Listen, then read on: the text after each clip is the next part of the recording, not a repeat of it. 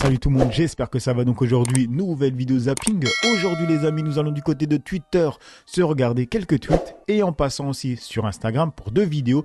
Bref, comme d'habitude, on perd pas de temps. Petit like pour la force, petit commentaire pour le référencement. Let's go. Sur ce tweet de Serfia, et c'est écrit Flash. Un homme a tenté d'enlever 2 enfants, un garçon de 2 ans et sa sœur de 10 ans à Évry-Courcouronnes. Des passants l'ont attrapé et maîtrisé, placé en garde à vue. Des images pédo, t'as capté, je peux pas le dire à cause de YouTube, ont été découverts dans son téléphone. Génial. Il se passe quoi là en France? Il se passe trop de trucs en France, c'est une folie. Moi, je pense pas qu'il se passe trop de trucs en France. C'est juste que l'être humain, en fait, il n'est pas câblé pour recevoir autant d'informations, tu vois, que ça soit ce qui se passe en France ou ce qui se passe à l'international. C'est juste ça. Et du coup, on a l'impression qu'il se passe trop de trucs. En fait, il se passait tout autant de choses, sauf qu'on n'avait pas l'info, quoi, directement. Il va ressortir indemne parce que la justice française s'en fout vu que ça ne touche pas à leur argent. Sur Instagram, et là c'est une vidéo avec les éboueurs les mecs. C'est-à-dire que les éboueurs ne peuvent pas travailler parce qu'ils n'ont pas de QR code. Regardez, les éboueurs de Paris ne peuvent pas travailler car ils n'ont pas leur QR code de spécial JO. On en est là les mecs, c'est une dinguerie. Attendez, est-ce que j'ai mis le son? Ouais. Rencontrer des agents de propriété de la ville de Paris qui eux-mêmes ne peuvent pas accéder à la zone 6. Ça faisait une demi-heure quand on les a rencontrés qu'ils attendaient de pouvoir commencer leur travail car eux non plus n'avaient pas de QR code. Ils nous ont expliqué ne pas avoir reçu tout simplement de passe de la part de leur employeur. Rencontrer des agents... Des clowns. On est des clowns. Vu à l'extérieur, pardon, les gens doivent rigoler. Les éboueurs ne peuvent pas travailler parce qu'ils n'ont pas de QR code. On en est là. Et on enchaîne sur la seconde vidéo d'Instagram du compte BlackBandPTV et c'est écrit « Donc non seulement Nestlé nous vend de l'eau de robinet en bouteille et nous la fait payer 100 fois plus cher, mais en plus, des membres du gouvernement étaient au courant, mais ils ont laissé faire. » Incroyable. Et ça, je vous en ai parlé avec un article vite fait. Et là, c'est la chaîne RT qui est interdite en France, qui va en parler, qui va dire des vérités. Bizarrement, on n'a pas vu LCI, CNews, BFM, Europe 1 faire une émission sur ce sujet. Parce que là, on parle d'eau potable, les mecs, d'accord? On l'appelle le scandale des eaux en bouteille. Nestlé est accusé d'avoir commis une fraude d'un montant colossal, 3 milliards d'euros, depuis au moins 15 ans. Ah les mecs, j'ai regardé la marque parce que c'est une bouteille qui vient du Lidl, c'est Saguaro, pardon. Et le truc, faut quand même se dire que là, l'arnaque, elle est faite avec le premier produit gratuit sur cette planète. L'eau, c'est le premier produit gratuit sur cette planète. Et c'est avec ça qu'ils ont fait des milliards, les mecs. National suisse est en effet accusé d'avoir utilisé des traitements illégaux pour purifier ces eaux dites naturelles. Les procédés auxquels ont recours les entreprises, tels que l'utilisation d'UV, de filtres à charbon actif ou de microfiltres, en deçà de 0,8 ohms, sont seulement autorisés pour l'eau du robinet ou les eaux rendues potables par traitement. Ils sont strictement interdits pour les eaux minérales naturelles et les eaux de source, qui ne doivent pas subir d'opérations modifiant leur composition. En 15 ans, vous avez très certainement dû boire à un moment ou un autre l'eau des bouteilles des marques que je tiens en main. Alors Contrex, Vittel ou encore Épar ou même Cristalline du groupe Alma. Eh bien, il faut savoir que...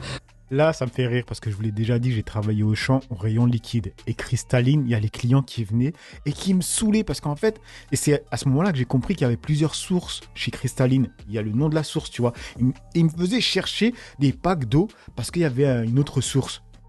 Genre, il sentait la différence, tu vois. Voilà, ta différence. C'était pas une source, c'était le robinet qui était différent. L'eau de ces bouteilles est équivalente à... En plus, je le disais à mes collègues, je me dis, mais pourquoi les gens se prennent la tête? 1 litre de cristalline, c'est quelques centimes. Tu crois vraiment que c'est la meilleure des eaux? Sérieux? Alors qu'à côté, tu vois du...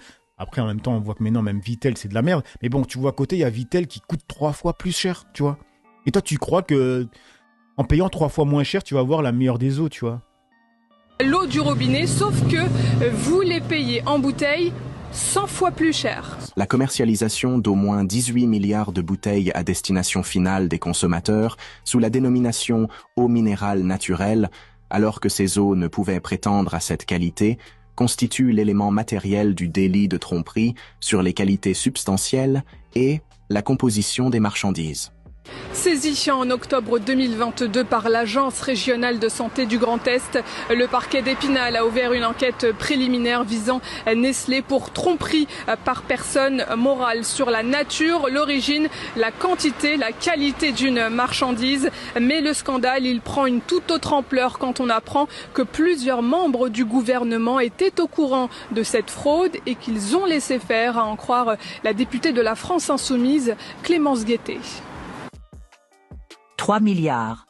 C'est le montant colossal de la fraude de la multinationale Nestlé dans le scandale de l'eau en bouteille.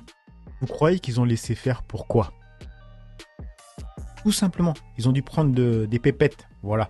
Sinon les mecs, je vais mettre avance rapide, plutôt je vais accélérer la vidéo parce qu'elle est pas mal longue quand même, donc je vais vous l'accélérer, ça va être normal s'il parle rapidement, tu vois. Et que moi, bizarrement, je bouge un peu rapidement. Je l'accélère pour vous, hein, sinon la vidéo va être interminable. Bien au-delà de ce qu'on estimait. Plusieurs ministres sont impliqués. Ils doivent rendre des comptes. Le groupe Nestlé se défend dans un courrier envoyé à l'Agence régionale de santé expliquant qu'il voulait protéger sa réputation. Ce type de filtration a été mis en place afin d'éviter toute trace de pesticides et de métabolites qui pourraient être mal perçus par les consommateurs et ainsi protéger l'image de marque et plus généralement de l'industrie des minéraliers face à un risque réputationnel important. La tromperie est renforcée par la publicité mensongère qui présente ces eaux comme pures, donc exemptes de tout traitement. Ce délit est passible de 3 ans de prison et d'une amende qui peut être portée à 10% du chiffre d'affaires annuel moyen. Bref, 3 milliards, mais ils ont fait ça pour l'image, hein, bien sûr. Ça va être comme le sang contaminé. Bref, on passe sur le dernier tweet de WCRT. C'est écrit, c'est clair, c'est factuel, c'est précis. Merci Aymeric Caron. Faire comme s'il ne se passait rien à Gaza est absolument scandaleux pour un pays comme le nôtre, qui se prétend la patrie des droits de l'homme.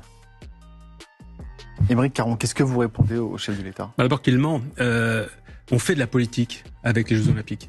C'est bien pour ça qu'il y a parfois des boycotts de pays, c'est pour ça que l'Afrique du Sud a été boycottée pendant près de 3 décennies, parce qu'il y avait une politique d'apartheid là-bas. Et les Jeux Olympiques ont servi à dénoncer cela. On fait de la politique.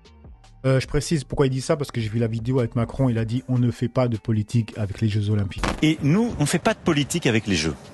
Et donc, lorsqu'on décide que les Russes et les Biélorusses, les athlètes viendront, mais sous bannière neutre, qu'il n'y aura pas leur hymne qui sera joué en cas de victoire. On fait de la politique, ça a toujours été comme ça. Et d'ailleurs, dans la charte olympique, il y a un certain nombre de choses qui appellent justement à promouvoir des valeurs pacifiques. Donc la paix est liée à la question du sport dans ce que représentent les Jeux Olympiques. Donc déjà, il y a un postulat de départ de la part d'Emmanuel Macron qui est faux. Ensuite, faire comme s'il ne se passait rien aujourd'hui à Gaza, et en Cisjordanie aussi, comme l'a rappelé hier la Cour internationale de justice, est absolument scandaleux pour un pays comme le nôtre qui se prétend la patrie des droits de l'homme. Est-ce que vous pouvez me dire, vous, ce qui se passe en ce moment à Gaza? Qu'est-ce qui se passe en ce moment à Gaza? Bien sûr, on le voit sur les images. Même si j'ai pas eu le sentiment que... j'ai pas vu beaucoup d'images sur votre antenne aujourd'hui, ni hier, ni avant-hier, ni avant-avant-hier. Vous n'avez pas le sentiment que des gens n'en parlaient pas beaucoup, mais qu'on n'en parle plus du tout? En 15 jours, il y a 9 écoles qui ont été visées à Gaza. 9 écoles dans lesquelles il y avait des réfugiés. Des gens à qui on a demandé 5 ou 6 fois depuis 9 mois de bouger. 90% de la population de Gaza, qui comprend plus de 2 millions de personnes, a été déplacée. Le nombre de victimes aujourd'hui, vous le connaissez? Vous pouvez nous le rappeler? Plusieurs dizaines de milliers de victimes? Absolument. Ça, c'est vraiment la projection à minima, c'est-à-dire 50 000 morts et disparus. Ça, c'est le bilan officiel. Mais en réalité, les gens qui travaillent vraiment sur le sujet, spécialistes, notamment les humanitaires, nous disent que le bilan est sans doute 3 fois plus élevé. Des centaines de milliers de blessés, des enfants donc morts, amputés, des enfants privés de famille. Et ça se passe tous les jours. Tous les jours, moi, je vois encore sur les réseaux sociaux des images d'enfants déchiquetés qui arrivent dans un état lamentable, dans un hôpital, avec un bras en moins, avec la tête scalpée. Un reportage sur une chaîne étrangère hier qui nous livrait le témoignage d'un humanitaire qui revenait de Gaza, qui nous expliquait qu'il avait dû soigner, c'est un médecin humanitaire, des enfants qui avaient été tués par des balles de sniper. 2 balles dans le même corps d'enfant. Il disait, c'est pas un hasard. Une balle dans la poitrine, une balle dans la tête. Voilà ce qui se passe. Voilà, il parle du reportage qu'on a vu hier dans ma vidéo. Et ça, vous n'allez pas à le voir sur les chaînes d'infos. Là, vous l'entendez sur BFM. Pourquoi? Parce que c'est Aymeric qui en parle. Mais jamais de la vie de eux-mêmes, ils en auraient parlé. Et quand il lui dit, ouais, vous parlez pas du conflit israélo-palestinien, Parce que c'est vrai, ils en parlent pas. Et quand ils en parlent, c'est pour prendre une direction, t'as capté, hein, c'est pour aller plus du sens des sionistes. Comme sur TPMP, ils en parlent jamais. Et la dernière fois qu'ils en ont parlé du conflit israélo-palestinien, c'est pour parler de quoi? De Sébastien Delogu qui sort un drapeau palestinien. Pour dire, voilà, t'as capté. Bref, on s'arrête là. Donc voilà les mecs pour cette vidéo zapping réaction. Dites-moi ce que vous en pensez dans l'espace commentaire, dans la joie et la bonne humeur, sans insultes comme d'habitude. Et pour finir sur ce qu'il a dit par rapport à l'enfant, aux enfants en tout cas qui sont retrouvés avec 2 balles de sniper dans le corps, vous appelez ça comment? On tue une population masse, tu vois, et que les enfants sont tirés dessus par des snipers. Et que quand ils se prennent 2 balles, on voit que c'est pas fait par hasard. Surtout quand c'est des snipers, vraiment les meilleurs snipers, on va dire. On peut dire ça comme ça. Vous pensez que c'est quoi? On essaie de les finir.